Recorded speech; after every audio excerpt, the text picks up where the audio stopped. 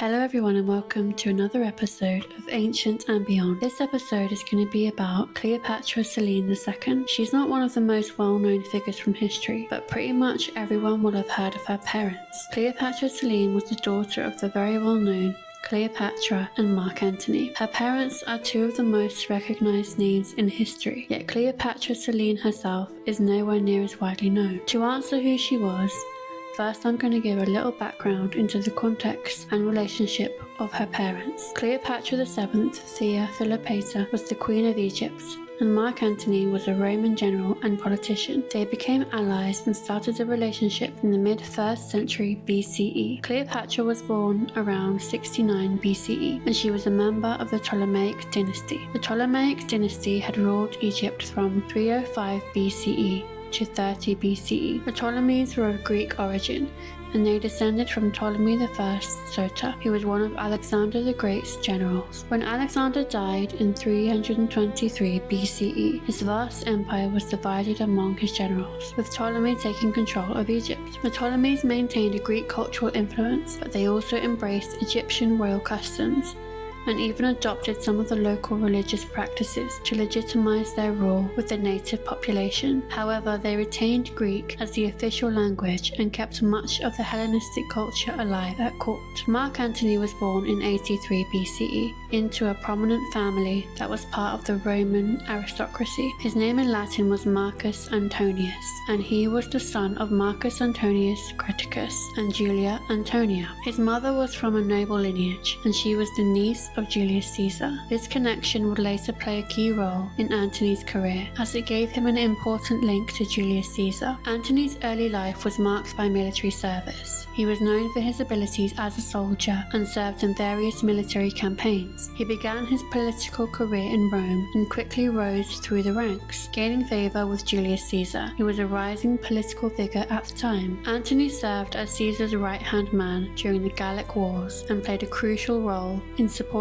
Caesar's ambitions in Rome. Mark Antony visited Egypt in 41 BCE following Julius Caesar's assassination, and this is when his and Cleopatra's relationship began. Cleopatra had actually previously been involved in a romantic relationship with Julius Caesar and had a son who is believed to have been Caesar's son, who was known as Caesarion. The pair had both been allies of Caesar's, and after his assassination, their political positions needed strengthening, so their union was both political and personal. Their personal relationship continued to develop, and they had 3 children together. Politically, their alliance aimed to challenge the growing power of Rome's other prominent figures, particularly Octavian, who later became known as Augustus, who was Antony's rival and Julius Caesar's heir. In 40 BCE, the year before Mark Antony went to Egypt and met Cleopatra, he married Octavia Minor, who was the sister of his main rival, Octavian. So this marriage was supposed to be a means of securing a political connection between Antony and Octavian. Instead, a year later, Mark Antony starts a relationship with Cleopatra, which ends up lasting 11 years until their death. Antony and Cleopatra's relationship was controversial, particularly in Rome, where it was seen as a betrayal of his Roman wife, Octavia. Over time, Antony became more committed to Cleopatra, and he eventually divorced Octavia in 32 BCE, which further deepened the rift between Antony and Octavian. The tensions escalated between the opposing sides, eventually culminating in the Battle of Actium in 31 BCE. After their defeat by Octavian's forces, the couples both committed suicide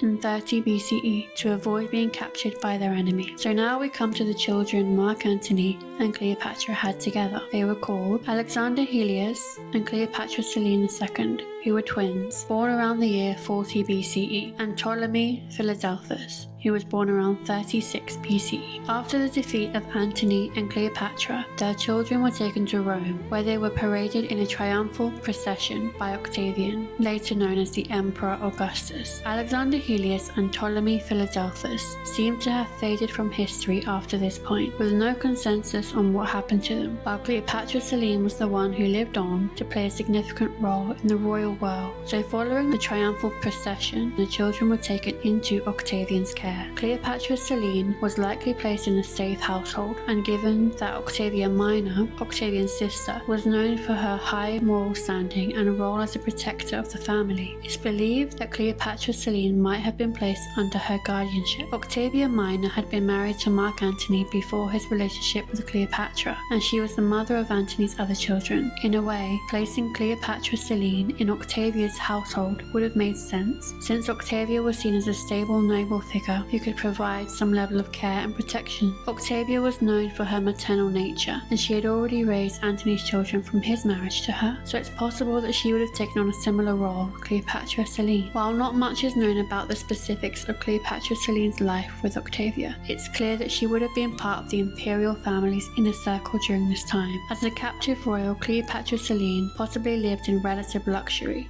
but as a hostage to ensure the loyalty of the remaining Egyptian royal family. However, she was not simply a passive prisoner. Given her background and intelligence, she likely found ways to maintain a degree of autonomy. During her time in Rome, Cleopatra Selene would have been educated, and it's probable that she was trained in Roman customs and culture. At some point, Octavian, in order to solidify political alliances, arranged for her marriage to Juba II, who became the king of Mauritania. This was a strategic marriage meant to forge closer ties between Rome and Mauritania, and perhaps to help legitimize Octavian's new empire by aligning it with the families of notable former rivals like Antony and Cleopatra. So around the year 25 BCE, Cleopatra Selene married Juba II of Mauritania, which is part of modern-day Morocco and Algeria. Juba II was also a figure of Roman interest. His father, Juba I, had been the king of Numidia, but after he died in battle, defeated by Julius Caesar, Juba II was taken to Rome as a child. So Juba II then grew up in Rome and was educated there, so he was familiar with Roman customs and was seen as a loyal ally of Octavian. But there are similarities between Cleopatra Selene II and Juba II's lives, with their parents being defeated by Roman rulers, and then as children being brought to Rome as captives. Their marriage was likely a politically motivated alliance,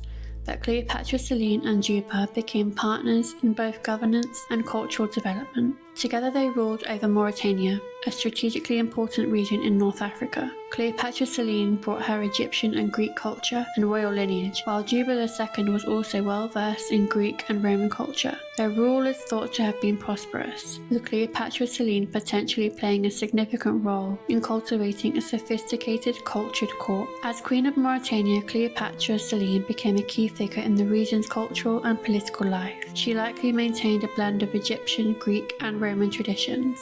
Together with her husband, she promoted architecture, art, and education, fostering a kingdom that was known for its intellectual and artistic achievements. One of the major contributions of Cleopatra Selene II and Juba II was the foundation of Roman-style cities and the cultivation of Hellenistic culture in Mauritania.